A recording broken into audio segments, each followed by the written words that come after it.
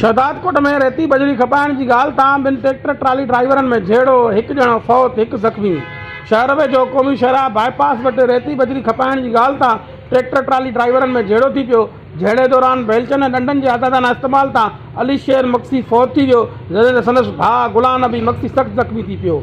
होॾां इतलाह ते S section थाणे जी police पहुची फौती जो मड़ ऐं ज़ख़्मी खे खणाए शहदादकोट इस्पताल आंदो। इस्पताल में मौजूदु ड्राइवरनि जे वारसनि मीडिया वारनि खे ॿुधायो त बाईपास ते रेती बजरी सां भरियल ट्रैक्टर खपाईंदा आहियूं।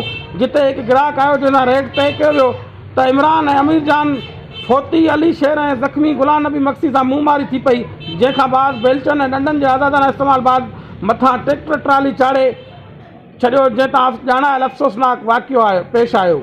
ॿिए पासे आख़िरी इतलाह ताईं वाक़े जो केस दाख़िल थी न सघियो, न ई का गिरफ़्तारी अमल में अची सघी।